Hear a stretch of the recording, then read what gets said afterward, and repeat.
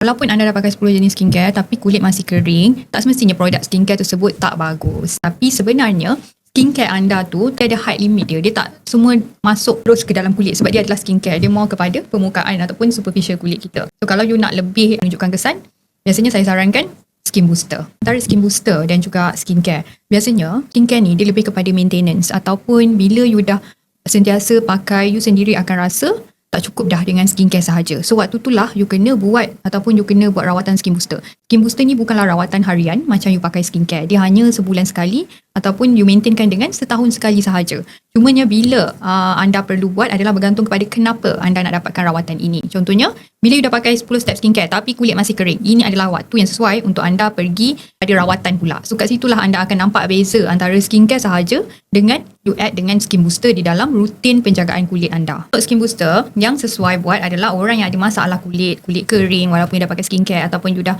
start ada sign of aging, kulit you dah kurang anjal, you rasa you pakai skincare apa pun tak jalan. Ini adalah orang-orang yang sesuai untuk buat skin booster.